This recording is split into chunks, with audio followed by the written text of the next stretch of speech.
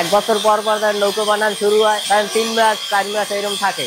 আবার ধরেন পানি শুকিয়ে গেল আর বন্ধ হয়ে যায়। সবাই পারে না, ধরেন অনেকে মাপ জানে না, অনেকে মাপ মেয়ে গেছে মাপটা জান না। এবার ইউটিউবের না, অনেকে সবাই তো কাজ করতে পারে না নৌকোর কাজ, তার জন্য পারে না। আমরা তো শিখছি, ধরেন আমি আইসি একজন এলাকা কাছে, সে ধরেন হেলা কাজ করছি, তারপর আমিও নিজেই শিখিয়ে গেছি কাজ। কারণ ধরেন 10 হাতে গুঁড়োতে ধরেন এই বের লাগে, এই বের এবার এই বাগিগুলো একটা পিটান লাগে, কয়লা বানান লাগে, সেই গুঁড়ো পোড়ান লাগে, গুঁড়ো পোড়াইয়া লাগাইয়া এবার ধরেন বেরকাটা তার কাটা দিয়া তারপর এই বাগি লাগাইতে হয়, গোসা লাগাইতে হয়। এটা হচ্ছে বাগি। কয়লাই পোস্ট কাটতে হয়, বেরের পোস্ট কাটতে হয়, পোস্ট কাট দিয়া এবার ওইটা তার কাটা মারিয়ে আটকাইতে হয়, জোড়া দিয়ে লাগাইয়া তারপর এইটা করতে হয়, এটা গোসাটা লাগাইতে হয়, গোসাটা লাগাইয়া এবার ফেরাইতে হয়, এবার ধরে ফেরাইতে হয়, ফেরাইয়া তারপর হচ্ছে এইটা লাগাইতে হয়, এটা মাপ দিয়ে লাগাইয়া এবারে এই মাটিটা লাগাইতে হয়, কাট দিয়ে করে লাগাইতে হয়। তারপর এই বাগি লাগাইয়া রান্দা দিয়া তারপর এই চালি বানাইয়া এবার আবার ঘুরাইয়া এবার নিচে রান্দা দিয়া এবার এই তলিকারটা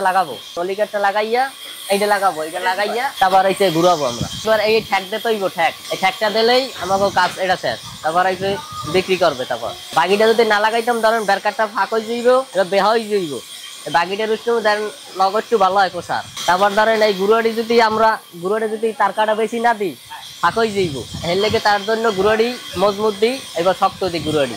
নৌকো নিয়ে সবাই খুশি হয়। 1 বছর 2 বছর 3 বছর এরকম ধরেন একটা নৌকো নিয়ে বাইতে পারে। বাড়িতে নিয়ে ধরেন কিছু লাগান লাগে না, নিয়ে ধরেন ওই তলিতে একটু পুটিং দিতে হয়, পুটিং দিয়া তার জন্য তারপর নৌকায় নামাই দেয় নদীতে। পুটিং মারে এই তলিতেই ধরেন একটু ফাঁক টাক আছে, তার জন্য ওই ফাঁকে পুটিং মেরিয়ে দেয়। আর ব্যারকার যদি একটু ফাড়া থাকে ব্যারকার একটু পুটিং মেরিয়ে দেয়, তারপর নামাই দেয়। ওটা ধরেন আইকে আমরা লাগাই দিয়েছি, ধরেন এই ফাটায় আইকে মেরিয়ে দিলে আইকে ধরেন আটকে যায় ওই আইকে। আর ধরেন এই জায়গা ধরেন এই কাঠটা ফাটা দেখায় না, আর এটা পচবো না, এত ফাটা ওই যে ধরেন পচবে না।